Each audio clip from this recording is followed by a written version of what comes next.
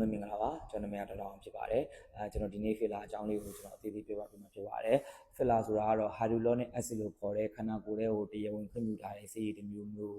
ကိုကျွန်တော်တို့အမျိုးသားအင်္ဂါတွေကိုထိုးထည့်တာဖြစ်ပါတယ်အဲ့လိုထိုးထည့်ခြင်းအပြင်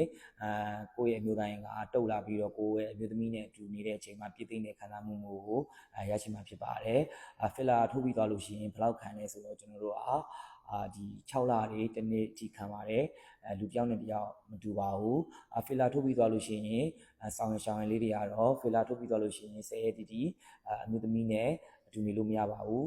ကိုယ့်အကိုလည်းအာသာဖြေလို့မရပါဘူးအမျိုးသမီးနဲ့အတူနေ10ရက်အတွင်းမှာအမျိုးသမီးနဲ့အတူနေလိုက်လို့ရှိရင်ပိုးဝင်တာလည်းဖြစ်နိုင်ပါတယ်နောက်တစ်ချက်ကကျတော့ဖီလာဆေးတွေနောက်ကိုရောက်သွားပြီးတော့ကပ်ပေအေးတီပါမတော်တဆရောက်သွားနိုင်ပါတယ်နောက်တစ်ချက်ကတော့ဖီလာထိုးတဲ့10ရက်အတွင်းမှာကျွန်တော်တို့ငပိငချောက်ငညာရီရရန်စေတဲ့စားစားတွေကိုစားမပေးသင့်ပါဘူးဖီလာတောက်ပြီးသွားလို့ရှိရင်လည်းပို့ကြာရှည်ခံအောင်လို့ရင်းများတောက်ပေးတာလည်းကြာရှည်ခံနိုင်ပါတယ်အရက်ဘီဟာစလိတ်တီတောက်တယ်ဆိုလို့ရှိရင်တော့ဖီလာရဲ့ကြာချိန်တက်တန်းကိုရွှေ့သွားမှာဖြစ်ပါတယ်ကျွန်တော်ပြောတဲ့ချက်လေးကိုတေချာနားထောင်ပြီးတော့အစီအပြေကြပါစေနားထောင်ပြီးတဲ့အတွက်လည်းကျေးဇူးတင်ပါတယ်